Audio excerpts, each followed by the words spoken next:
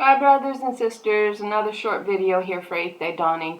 I, a long time ago, made a video on that congregation of women, and we did discover that it was a congregation of women in Psalm 68.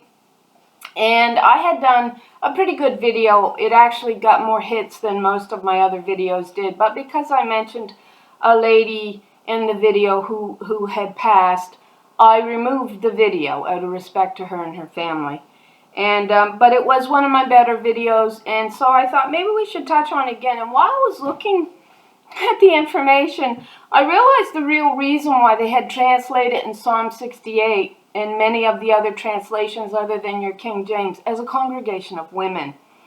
And so the word that they had translated there as the congregation of women, and we'll look at it,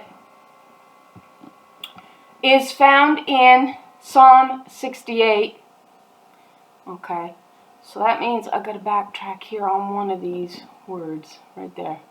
Well, I think it's the word I got to backtrack on because I have it pulled up. So it's 68:10 is the study that we did.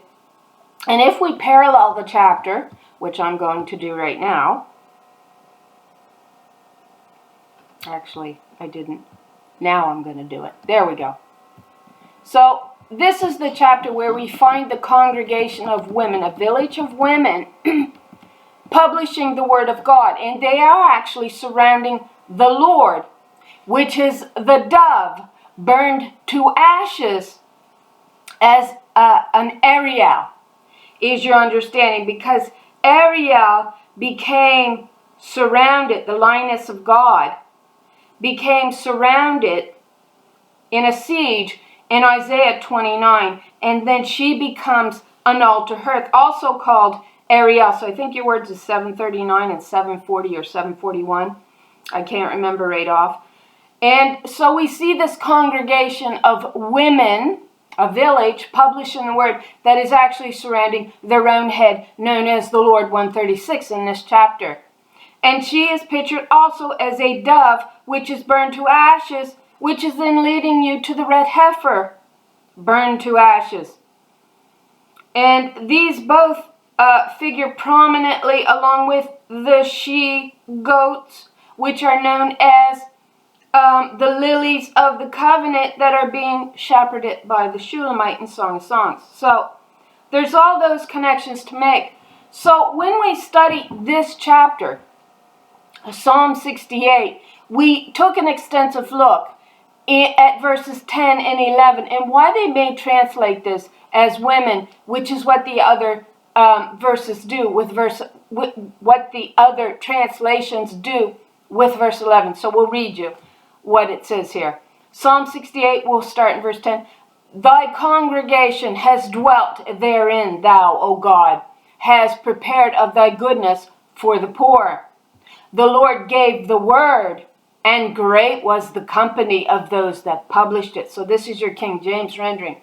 Now we'll read the other renderings of verse 11. The Lord announces the word, and the women who proclaim it are a mighty throng. Verse 11 again. Now that was the NIV translation. This is the ESV. The Lord gives the word. The women who announce the news are a great host. This is the NASB. The Lord gives the command. The women who proclaim the good tidings are a great host. This is the King James. The Lord gave the word. Great was the company of those that published it. And this is the HCSB. The Lord gave the command. A great company of women brought the good news. Now, the reason why we speculated they translated this as women was because of the word in the prior verse, in verse 10, translated as congregation. So then we took a closer look at the word congregation, which is 24:16. All right, and it means age. And if we scroll down on the notes here, now I go to Bible Hub, but if you go to others, they'll translate it, I believe, in much the same way. But if we keep scrolling down into the notes on this strong Hebrews word, 24:16, you'll eventually hit this this group of notes here, and it says part 4, I believe, is what it's reading, and then it's got 2, like 2 little I's or 2 1's, I think. And it'll say, noun feminine, a community. And then it says, and a community of Philistines. A group of allied families making a raid together, or was encamping. And so they'll also put, perhaps, also Psalm 68:11, the congregation there.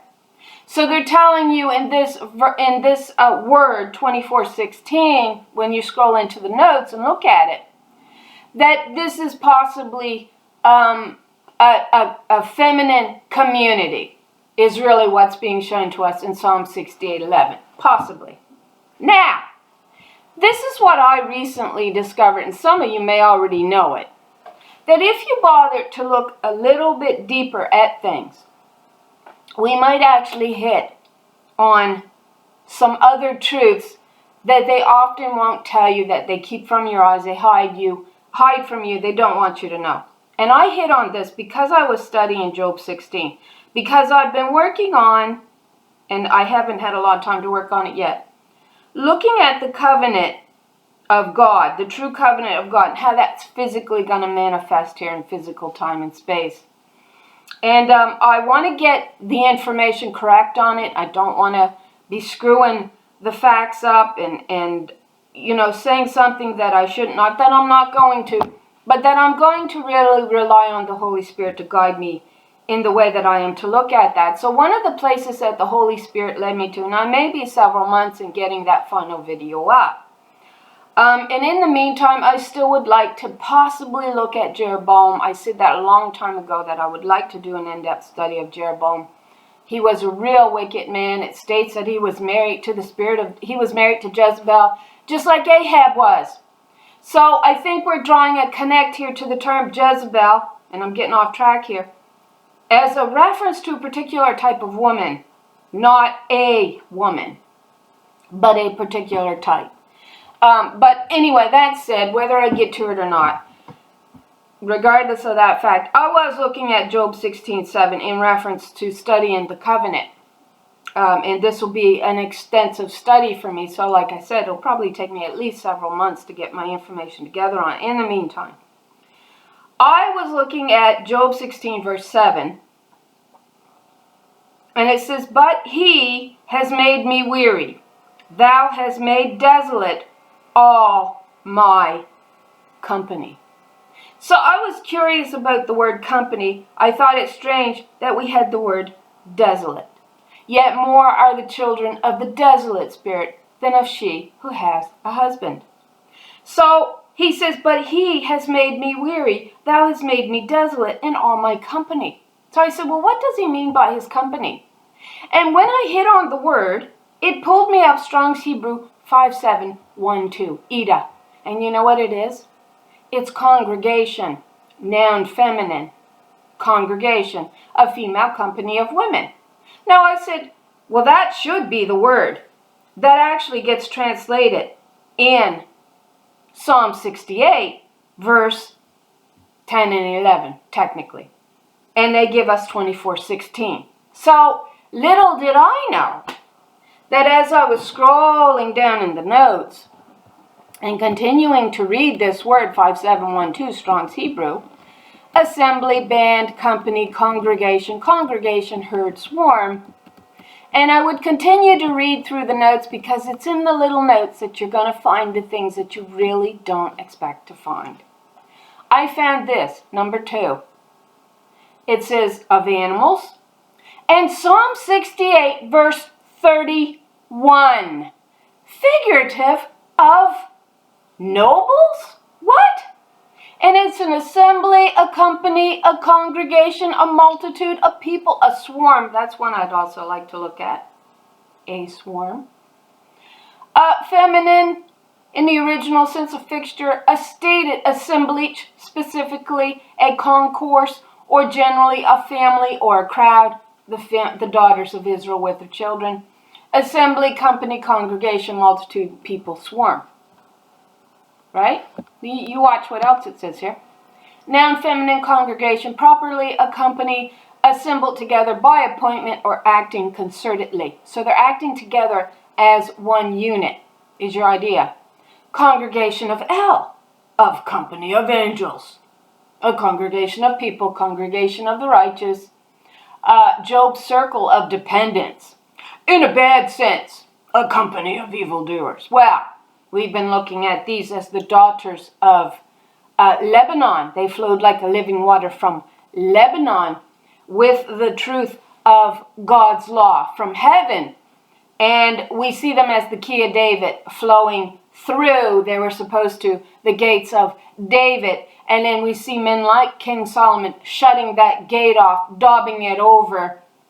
And then we see these daughters running over the wall in Joseph's blessings and being shot at. Their husband Baal, the archers there, to take their covenant out of the land. Yet her bow abode in strength, right? Gave to her by the Spirit of the Almighty One, God from above, our mother, and whose image we're reflecting.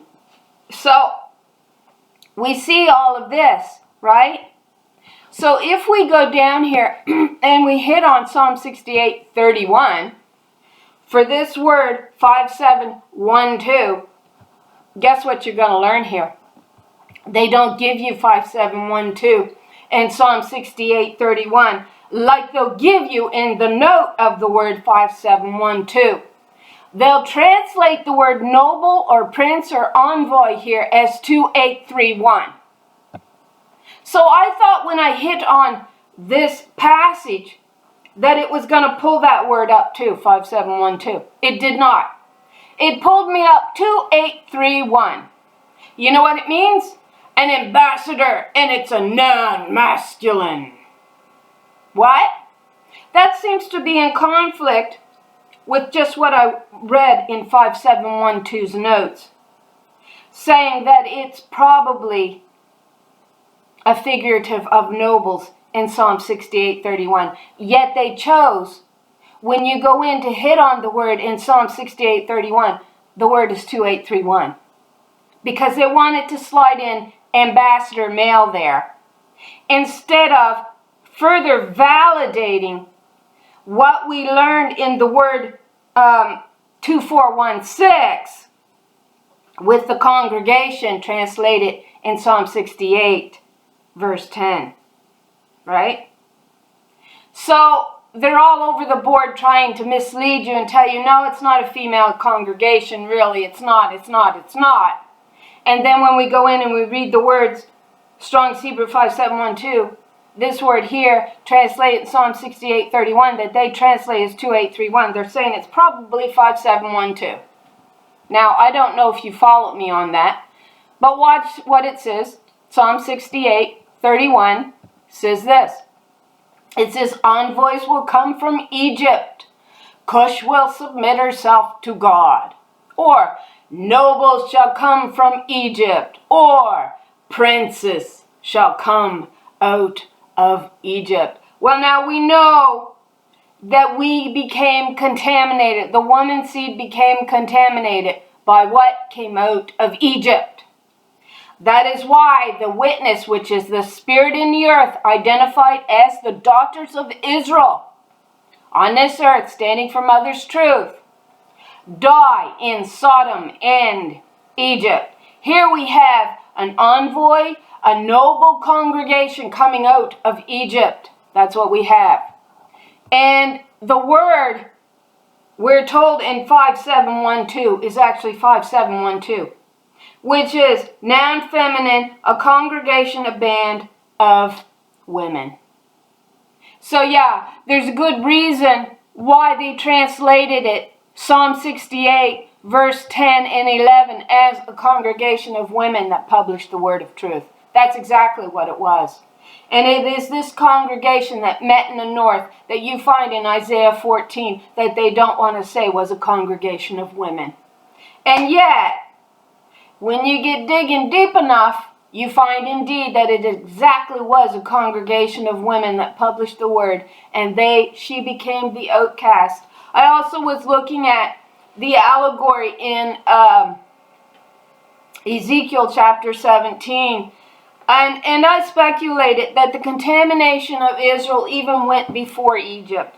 Because, you know, when we look at the allegory of to be in a dry land, it dries your food up as well, right? And we know Jacob sent ambassadors down into the land of Egypt. Why did he do that? Because their land had become, what was it? Desolate. It had become dry. It had become a dry desert land. If Jacob was in fact hearkening to the spirit of the original covenant, which was found through the daughters of Israel, number one, he wouldn't have had four wives. He would have known the covenant of daughter Israel was one wife, not four. Number two, you wouldn't have found him in battle with the presence of God on earth, which was identified as the daughter of Israel herself, to steal her birthright. Then we find him end up married to 4 women, right? Then we find the land being dried up with no food because there's no water anymore. So this is all evidencing why they had to go into Egypt. They go down into Egypt, and there they what? They feed on the food of Egypt for how many years? How many years? Right? So the contamination began even before they ever went into the land of Egypt, right? And we know it had to be Babylon where that contamination actually began. But we do see the allegory of the dry land and Israel itself having no food to eat. And Israel had no food because there was no water. Because why? Because Jacob had fought her for her birthright, and he got it. He took it. He took her birthright. And in the process, what he didn't realize was that Israel was going to become a dry desert land where there was no food or water. That's right. No food because there was no water. And so, he would have never had 4 wives. Now, tickle, tickle, boys. Oh man, I can have as many wives as I want. Look, they did in the Old Testament. Because I don't study it. But it's all there. All of it. Whether it's hid from your eyes and you refuse to go in and dig it out and look for it, this absolutely was a congregation of women that met in the north and published the word throughout the land. That the men denied in covenant. And we see this congregation of women actually surrounding their head, Ariel. She was burned to ashes. And she's identified as a dove there, which will actually take you to, let me just see this right quick. I think it's Psalm 55.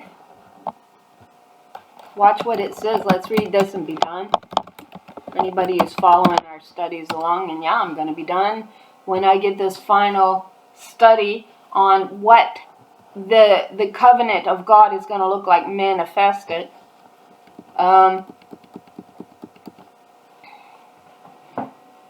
It's Psalm 55.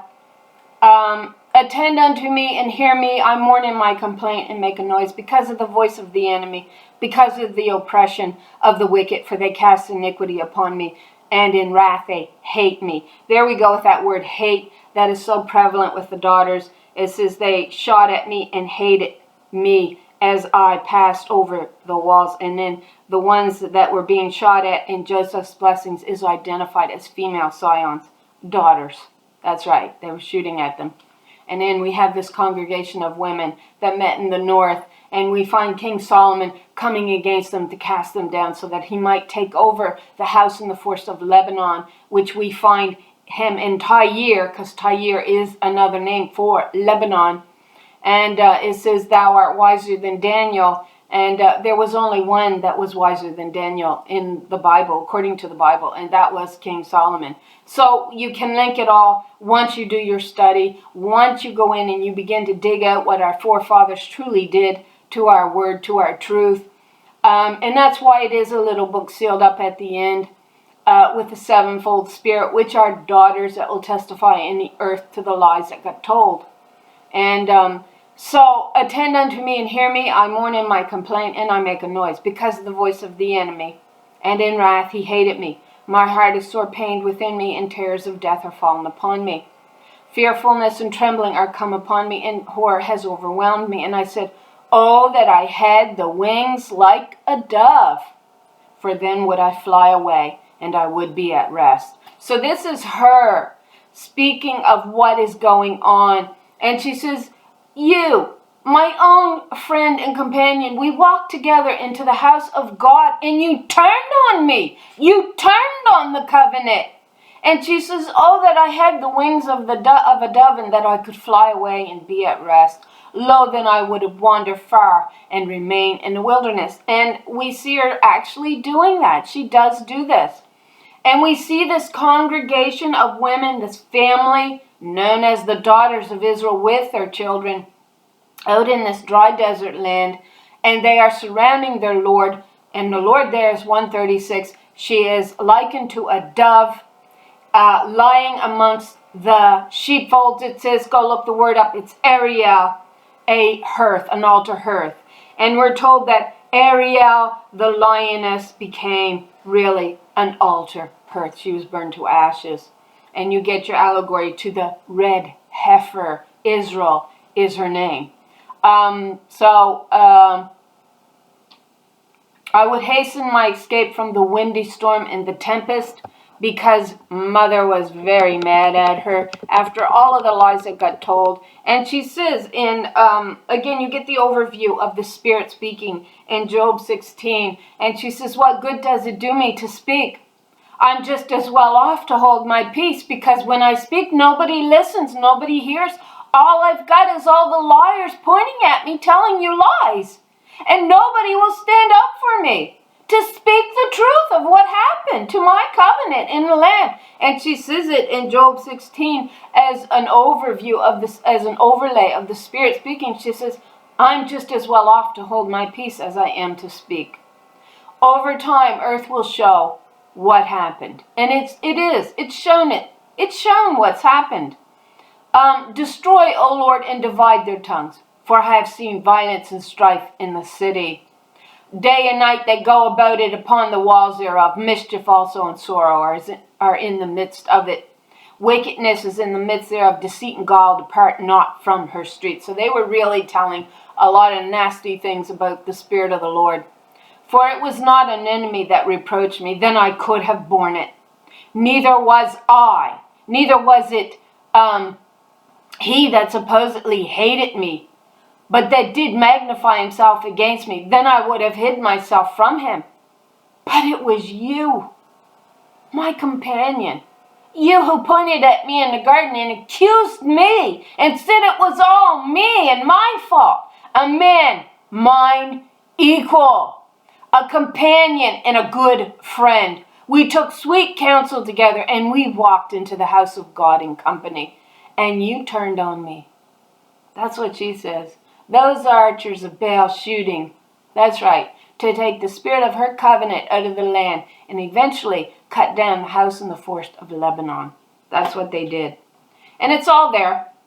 It's all there. But you got to look deep enough to find the truth. So, definitely, it's a congregation of women. Look at those words, 5712, 2416, in connection to your passage in Psalm 68. And read the notes, and you'll find some telling things about what the forefathers translated and mistranslated. So, there we go. A quick little study. Nothing too intense. You want to look at some words. You want to understand why we come to the conclusions that we come to. You're not going to do it one video, two videos. I've made over 160 videos. Ain't saying I got everything correct. But there's reasons why we come to the conclusions that we come to. And it's not just because we want to. It's because the facts are there and they do back us up. And that's God backing us up. And so there's a video. Pray you're blessed with an abundance of truth. I hope y'all have a really nice day, and thanks for watching.